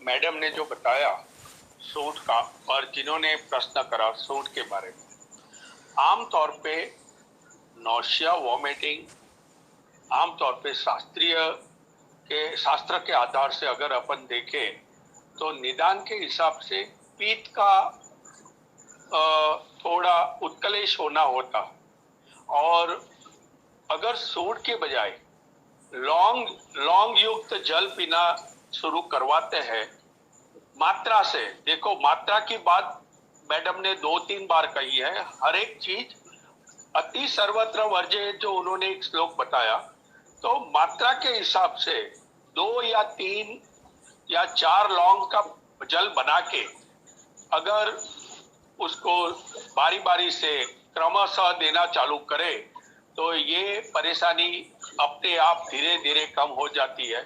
लेकिन प्रकृति, क्योंकि जो माता है, जो गर्भस्थ स्त्री है, उसकी प्रकृति के अनुरूप औषध योजना होनी चाहिए। जैसे अभी सितावरी की बात हुई, तो मैं मैडम से वही, क्योंकि जब कोई बात आती है ना तो उसको सही तरह से समझाने के लिए मैं मैडम से विचार विमर्श रखे, क्योंकि एक सही मैसेज जाना चाहिए। आज प्रश्न का उत्तर देना और सही मैसेज देना, ये 2 बात अलग है। अगर सही दिशा में प्रकृति को ध्यान में रखते हुए, बॉडी को ध्यान में रखते हुए, कौन सा द्रव्य कैसे इस्तेमाल होना चाहिए, तो ही अपने को यथार्थ उसका लाभ हो सकता है। तो मैडम, अगर मेरी कुछ गलती हुई है तो क्षमा करके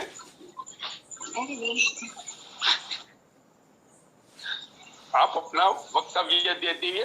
जो मैंने लौंग जल जो बोला, तो उसके ऊपर भी आप जरा अपना ज्ञान प्रदान कर दे तो अच्छा रहेगा।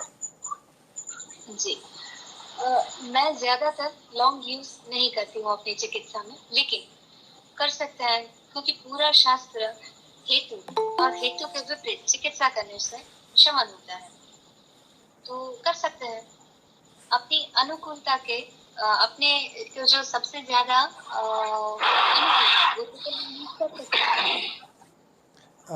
बोलिए पुरोहित साहब।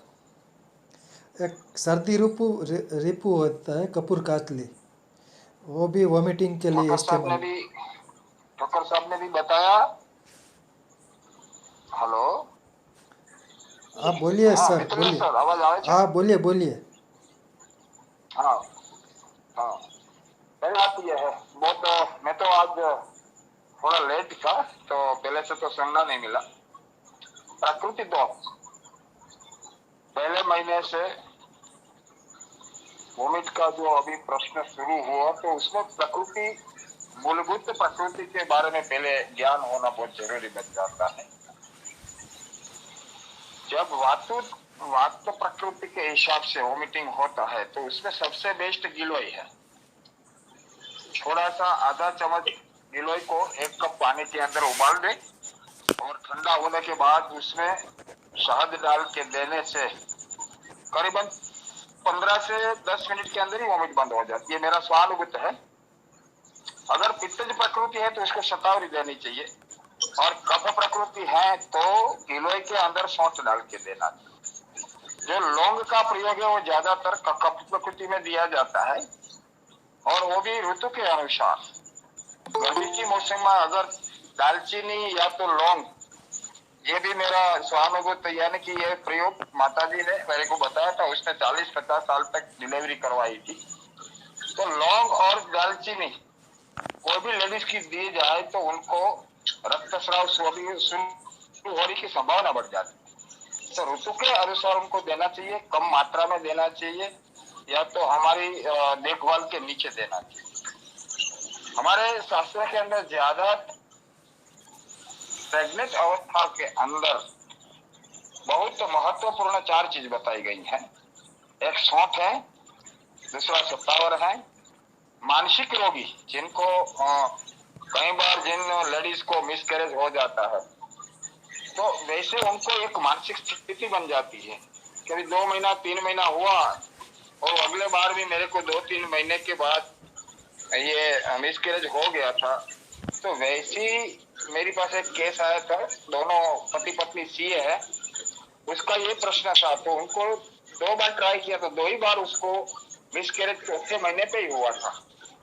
तो बाद में उसको मानसिक ट्रीटमेंट देने के बाद मैंने उसको घी और शक्कर के साथ अश्वगंधा का प्रयोग दिया था। तो अश्वगंधा से मानसिक स्थिति भी सुधर जाती है और माता और चाइल्ड दोनों के लिए बहुत पुष्टिकारक प्रयोग बन जाता है। और जो लोगों को गिलोय, अश्वगंधा और शतावरी अपने अपने हिसाब से, वैद्यों के हिसाब से, क्योंकि इसको हमारा सभी आज बहुत लोग भी ज्वाइंट हुए हैं, उस हिसाब से दिया जाए तो दोनों की पुष्टि होती है। आज तो हमारे पास क्यूरेटिंग है। कई बार बोलते हैं ना कि भाई बच्चे का स्राव निकल गया है, या तो थोड़ा सा उनका बॉडी अंदर फंसा हुआ है और बाकी का द्रव्य निकल गया है।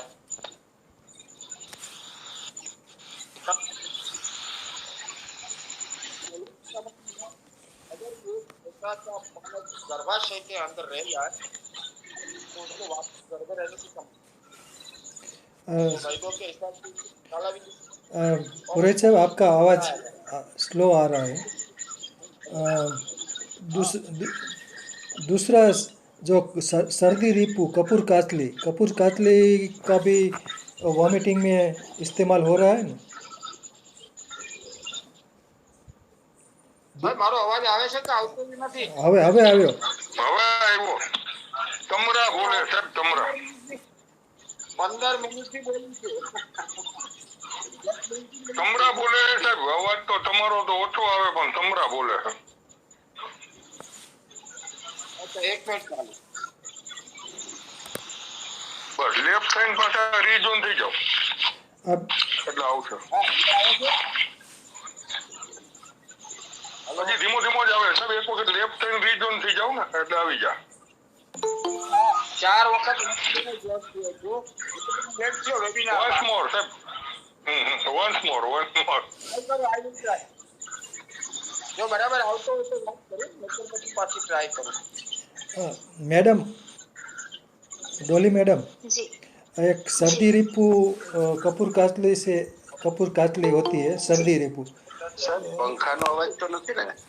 सर्दी रिपू का भी इस्तेमाल हो सकता है ना वॉमिटिंग में? કમરાઓનો અવાજ આવે. મેં ઓલું આખા ઘરમાં ઘુમરો માર્યો મેં, પછી હેડફોન કાઢ્યો ને તો અવાજ આવતો બંધ થઈ ગયો. એટલે સમજાઈ ગયું કે આમાં કોક ને અહીંયા તમરા બોલે. सर्दी रिपू के बारे में बताइए, कपूर कातली। छर्दी रिपू पट्टी जिसमें कपूर काचली एक ही सिंगल औषध द्रव्य है, उसका मेरा अनुभव अच्छा रहा है कि मैंने काफी पेशेंट में दिया है। और अगर क्योंकि ज्यादातर कपूर काचली जो है वो वृक्ष द्रव्य है, और ज्यादातर जो लोगों को छर्दन होता है वो स्निग्ध द्रव्यों से होता है, कच्ची चीजें, गुरु चीजें, स्निग्ध चीजों से। तो इसमें कपूर काचली काफी बेनिफिशियल है, वो मेरी रूटीन प्रैक्टिस में यूज करती हूँ। उसका औषध से जल या फिर टैबलेट फॉर्म में, जैसे भी अनुकूल हो। ओके, आभार मैडम। और विनोद भाई ठक्कर साहब बोलिए। ठक्कर साहब बोलिए। ठक्कर साहब बोलिए। गर्भपाल रस मैडम, हेलो, गर्भपाल रस का बच्चों के विकास में क्या रोल है? Totally depends on the द्रव्य। उसका पूरा आधार उसके अंदर क्या क्या द्रव्य है उसके ऊपर रहता है। ज्यादातर मेरी प्रैक्टिस है वो बहुत ही मिनिमल औषधों पे होती है, तो मैं ये बहुत ही कम यूज करती हूँ। अभी मैंने मुश्किल से एक पेशेंट में दिया होगा। जी जी। बोलिए ठक्कर साहब। पुरोहित साहब बोलिए। અરે સાહેબ નેટવર્ક નો પ્રોબ્લેમ છે. ના ના હવે આવે સાહેબ અવાજ. હિન્દીમાં બોલો એટલે આવે, ગુજરાતીમાં નથી આવતો. આજના વેબિનારમાં મંત્ર શક્તિ કામ કરી ગયું છે. जी जी जी, हिंदी में बोलेंगे तो आता है सर, गुजराती में बोलते हैं तो नहीं सुनाई देता. क्या अभी हिंदी में आवाज आता है? हाँ आता आता. मेरे को तो थोड़ा ज्ञान हो गया, गुजराती बोलता हूँ और आप हिंदी समझ सकते हैं. मैं हिंदी में बोलूँ आप बोल देता है. जी जी जी. बाबा हिंदी बोलो. हाँ तो बात चल रही ये ब्राह्मण है बाबा नहीं है. वो तो सोन बाबा बापू की अपरनाथी बापू की बाबा हिंदी बोलो. कोई ते बाबा है એટલે એમ કીધું બાવા હિન્દી બોલો, એટલે મેં કીધું બ્રાહ્મણ હે બાવા નથી એમ. गिन्नारी हिंदी बोला, गिन्नारी हिंदी तो बहुत लोग ने अनाउंस किया है उनका भी क्वेश्चन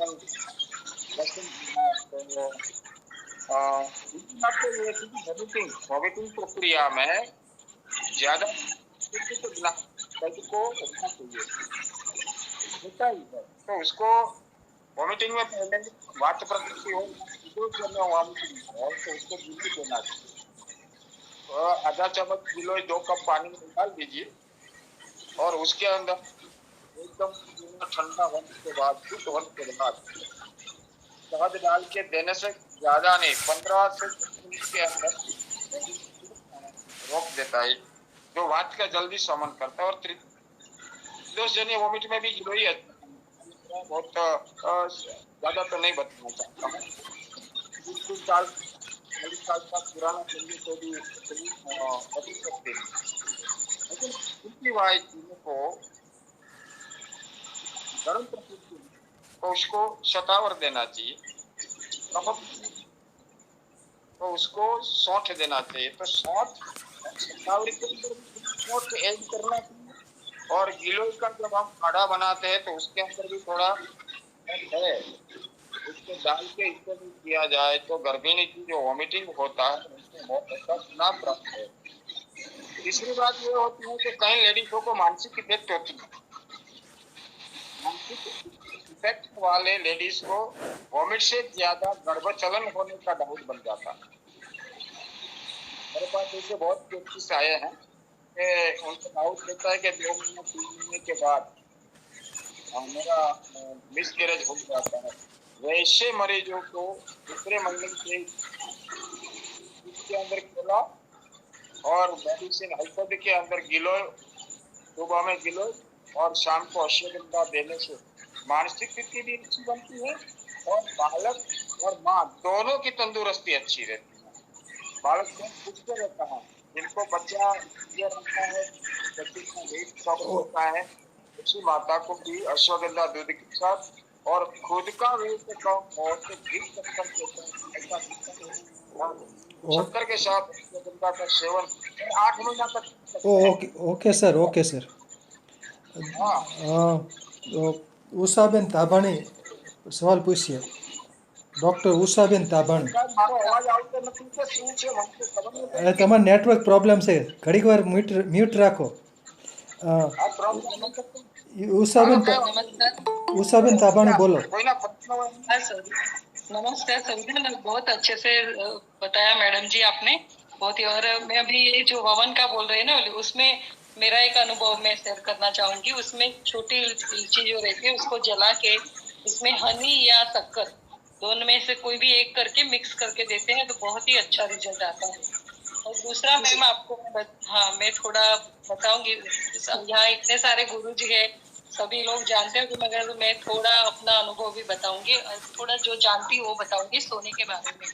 और ज्यादातर गर्भिणी महिला है उसको दक्षिण दिशा में सोना चाहिए. उसका कारण मैं बताऊंगी कि शरीर की प्राकृतिक जो ध्रुवता के कारण स्वास्थ्य के लिए फायदेमंद रहता है. दूसरा गर्भिणी महिला जो रहती है ना वो पूर्व दिशा में सोने से बचना चाहिए, क्योंकि पृथ्वी का जो पूर्वी भाग रहता है हमेशा गर्म रहता है और पश्चिम भाग हमेशा ठंडा रहता है। तो सूर्य के कारण उत्पन्न होने विद्युत जो अपनी गर्मी रहती है, विद्युत जो रहता है वो पूर्व से पश्चिम की ओर की गति जो है गर्भावस्था के दौरान सोने की स्थिति में ज्यादा वो इफेक्ट करता है। तो उसके कारण पश्चिम दिशा या दक्षिण दिशा में सोना चाहिए और 3 महीने तक दक्षिण और पूर्व दोनों छोड़ना चाहिए। ये मेरा थोड़ा मैं जानती हूँ बता रही हूँ। बाकी तो यहाँ अनिल भाई है सर, बहुत सारे अनुभवी है, शायद वो जानते ही होंगे, मगर मैं ये इतना कहना चाहूंगी। ओके, आप शुक्रिया। अनिल भाई पटेल बोलिए। सर जी जी सर। हाँ अनिल भाई, बहन मैंने जहाँ तक पढ़ा है तो दक्षिण दिशा में सोने का वर्जित किया गया है। नहीं वर्जित किया है, मगर मैंने जहाँ तक आपका अनुभव है वो सही है। अनुभव नहीं बोल रही हूँ, मैंने पढ़ा है, जो पढ़ा है वही बता रही हूँ मैं। क्योंकि पूर्व दिशा में तो पृथ्वी का जो पूर्वी भाग हमेशा गर्म रहता है, वैसे उसके कारण ये नहीं करना चाहिए। शायद हो सकता है मैं गलत भी हूँ, मगर मैंने पढ़ा वही मैं बोल रही हूँ, मेरा अनुभव नहीं है इसमें। जी जी जी नहीं, मैं वही बता रहा हूँ अनिल भैया। वो वैद्यराज जी ठीक कहती है। क्योंकि शास्त्रोक्त में यही बताया है और उसमें भी 3 महीना पूर्व और दक्षिण दोनों मना किया है। पूर्व और दक्षिण में बिल्कुल मना किया है, मगर पश्चिम दिशा में बोल रहे हैं क्योंकि पश्चिम दिशा हमेशा ठंडा रहता है और जो पृथ्वी का पूर्व भाग हमेशा गर्म रहता है। तो उसके हिसाब से उस साइड में सिर रख के नहीं सोना चाहिए, क्योंकि गर्मी से गर्मी बढ़ती है ना, वो गर्भाशय को प्रभावित करती है। जी जी बराबर। उषा मैडम आप रेफरेंस बता सकते हैं कौन से ग्रंथ का है वो? सर एक्चुअली जो मेरे पास आयुर्वेद का जितने भी बुक है ना उसमें मैंने पढ़ा हुआ है। हमारा जो नहीं कभी भी मिलेगा तो क्लासिकल ग्रंथ है उसमें कहीं पर भी ऐसा नहीं है। मैं डालती हूँ ठीक है। सही बोला, क्लासिकल ग्रंथ में हाँ नहीं है, सही बोला आपने, इसलिए मैंने पूछा। नहीं है अपना ये जो ग्रंथ है उसी में ही है, पढ़ा हुआ है तो नहीं है। और एक चीज जो मैंने अनुभव किया था, मैंने मैडम को इसलिए पूछा था, डोली मैडम को, गर्भपात रस का, क्योंकि मैंने तो बहुत चलाया वो, और जैसे ही पता चलता, मान लो 1 महीने से या 2 महीने से भी कोई भी पेशेंट ने बोला तो मैंने गर्भपात रस चलाया हूँ। और वोमिटिंग के लिए ये जो आपने इलायची वाला योग बताया वो, और एक चलाता हूँ मैं वेखन, जिसको वज बोलते हैं। वज को भी वैसे जला के शहद के साथ में चटाने से वोमिटिंग बंद हो जाती है, और ऐसे भी टुकड़ा दे दिया उसको चूसने के लिए तो भी बंद कर देता है, चने की दाल जितना टुकड़ा खाली चूसने देने से। गर्भपाल रस का नहीं, मैं भी यूज करती हूँ अच्छे से। गर्भपाल रस का रिजल्ट बहुत अच्छा है। कोई प्रॉब्लम ही नहीं आती, वोमिटिंग की समस्या मुझे तो नहीं दिखी। आपने जो चलाया तो आपको ये समस्या दिखी क्या वोमिटिंग वाली? नहीं एक्चुअली में ये हो सकता है ना कि गर्भिणी जो है उसका खान पान के कारण होता होगा। बाकी तो पॉसिबल नहीं है। हाँ वही मैं बोल रहा हूँ। नॉर्मली अगर सही उसकी लाइफस्टाइल रही, सही खुराक रहा, तो ये चलाने से वोमिटिंग का कोई इश्यू ही नहीं आता है। Okay Khattar sir. Usha madam, हाँ Usha madam ji, hello Usha madam ji, आप बोलिए। हाँ नमस्कार उषा मैडम। वो जो आपने गर्भिणी को कौन सी दिशा में हेड रखना चाहिए उसी का मैं बोल रहा हूँ। और 274 के मेरा वेबिनार था, उसी के अंदर मैंने डिटेल में बताया था, क्योंकि हमारा हेड के साथ ग्रेविटेशनल फोर्स का रिलेशन सबसे ज़्यादा है, इसलिए उत्तर दिशा में कभी भी सोते वक्त हेड नहीं रखना चाहिए। अभी गर्भिणी को जब आप पूर्व में रखेंगे तो वो हमारा हेड के ऊपर स्टार्टिंग में फर्स्ट मंथ में होगा और आफ्टर 9 मंथ वो 180 डिग्री मूव होते हैं गर्भ के अंदर चाइल्ड। तो आप दक्षिण में रखेंगे तो 4 महीने के बाद वो उत्तर में आ जाएगा, इसलिए वो दक्षिण में 9 महीने के बाद उत्तर में आ जाए, इसलिए वो गर्मी की दिशा का जो प्रभाव है उससे वो ग्रेविटेशनल फोर्स का ज्यादा है, इसलिए 9 मंथ में आप पूर्व में रख सकते हैं और दक्षिण में आफ्टर 4 मंथ नहीं रखना चाहिए, नहीं तो वो चाइल्ड का हेड है वो नीचे आएगा और उत्तर की दिशा में आएगा, वो ग्रेविटेशनल फोर्स लगेगा। अस्तु। जी सर। ओके, ठक्कर साहब बोलिए। ठक्कर साहब बोलिए। किसी के सवाल है तो करिए, क्योंकि डोली मैडम थक गई लग रहा है और उसका ज्यादा टाइम हो रहा है ना? गलत बोला मैडम? नहीं ऐसा नहीं है, ठीक है, कोई क्वेश्चन है तो हाँ वही आप बोलिए ठक्कर साहब। ठक्कर साहब बोलिए। क्योंकि वो टाइम ज्यादा हो रहा है। ये सर्क रखने के कैसे सोना, इसके बारे में जो अभी विचार विमर्श या बातें चल रही है, ये खाट साहब ने बहुत थोड़ा डीप में समझाया और मैं अपने हिसाब से भी उसके लिए थोड़ा सुझाव या अपना जो ज्ञान है वो दे रहा हूँ। ये सर रखने की जो बात है वो नॉस्ट्रिल के हिसाब से है, क्योंकि वायु का जो द्वार है श्वासन क्रिया से, तो दक्षिण, पश्चिम, पूर्व और उत्तर। अब आप दक्षिण की तरफ सर रखते हो तो वो जो अंदर श्वासन क्रिया में जो हवा आएगी वो दिशा अलग रहेगी, अगर पश्चिम में रखते हो तो दिशा अलग रहेगी। तो इसके लिए भी शायद आयुर्वेद के ग्रंथ के बारे में तो मैं कम कह रहा हूं, लेकिन एक गीता गोरखपुर प्रेस की एक बुक है, सु करवू सु न करवू, क्या करना क्या न करना। उस पुस्तक के अंदर कैसे कैसे कौन सी बीमारियों में किस दिशा में सर रखना चाहिए बहुत विस्तार से उसमें दिया है। तो जिनको भी इसके ऊपर अगर थोड़ा अभ्यास करना हो तो वो पुस्तक का सहारा लेके, आसानी से मिल जाती है, गोरखपुर की है, तो वो पुस्तक का सहारा लेके आप अपना मन का समाधान कर सकते हो। अस्तु। ओके, रमजूबा सरविया साहब बोलिए। નમસ્કાર સર્વે ગુરુજનોને. બેન નમસ્કાર. ડોલી બેન નમસ્કાર. બેન પ્રશ્ન એ હતો કે આપણે જે પ્રકૃતિ છે કે ભાઈ વાત પિત્ત અને કફ, તો ગર્ભદાન જો સમય છે 3 કાળ, તો એમાં કાળ ઉપર ગર્ભદાનનો કોઈ ચોક્કસ સમય અને એ સમયને આધારે એની પ્રકૃતિ ઉપર અસર પડે ખરી? કરે પણ છે ને, પ્રકૃતિ આપણે જે સમજીએ છીએ ને અને ચિકિત્સા માટેની પ્રકૃતિ, એ બેમાં ઘણો ફરક છે.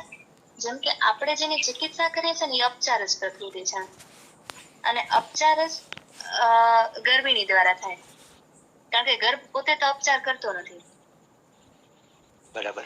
ઉપચાર વિશે મારો કહેવાનો અર્થ છે કે કોઈ વ્યક્તિ સતત મધુર રસ સેવન કરે છે કે સતત અમ્લ રસ સેવન કરે છે, તેની પ્રકૃતિ એ પ્રકારે નિશ્ચિત થાય, કારણ કે અમ્લ રસ ઉષ્ણ છે, લઘુ છે.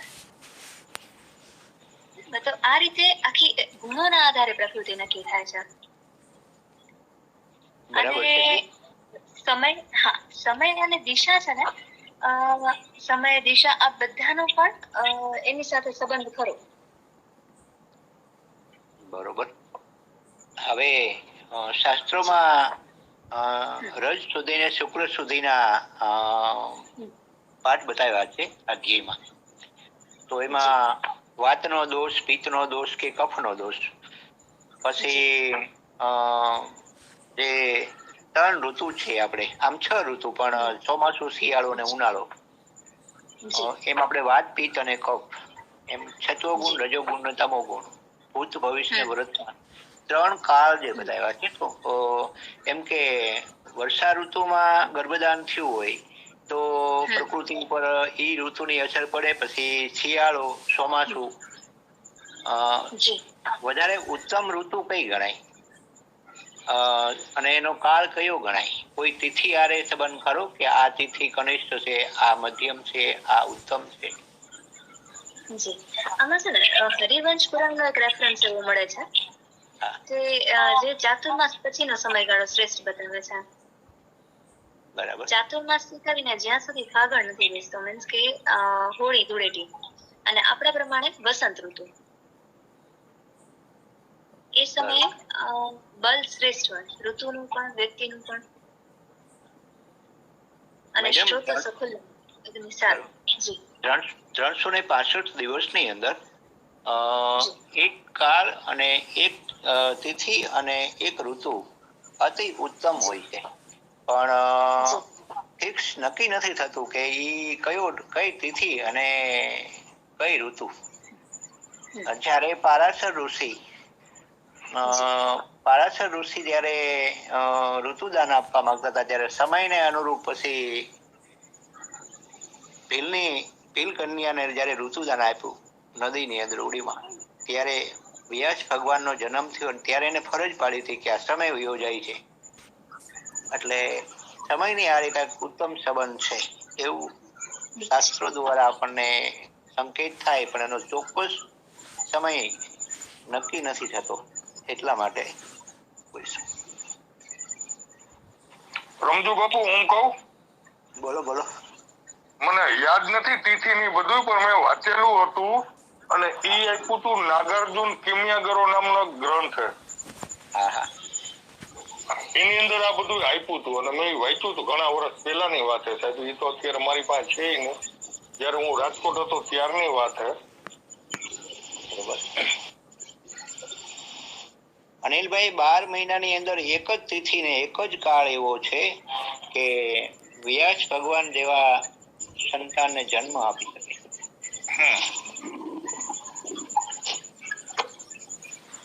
પણ ચોક્કસ નક્કી થતું નથી, એટલે મેં કીધું ઘણા બધા જ્ઞાનીઓ છે એટલે મેં કીધું કંઈક જાણવા મળે.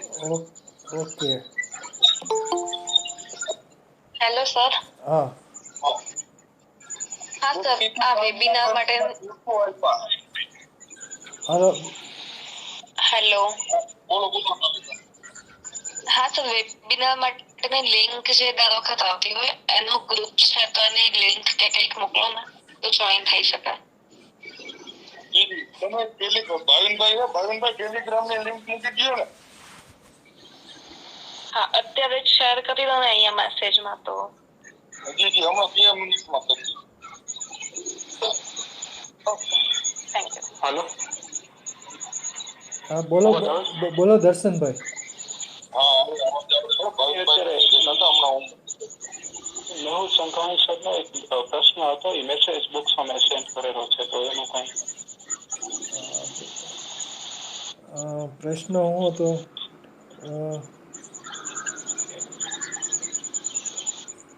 પ્રશ્ન એ છે કે આપણે ગર્ભને તો સંસ્કારિત કરીએ, પણ ગર્ભને કારણે માતા પિતામાં સંસ્કાર પડે એવું આપણે ઘણી વખત જોતા હોય છે, તો એ એકબીજાના પૂરક હોઈ શકે કે ગર્ભ એવો કોઈ ક્રિયા કરી શકે?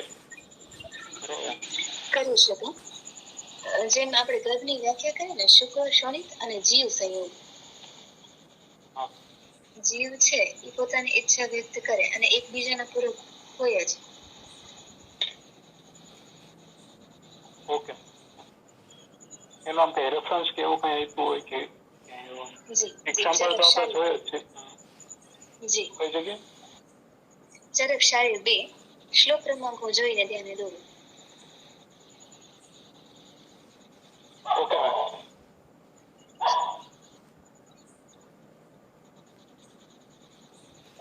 डोली मैडम रख दिया वो लिंक टेलीग्राम की।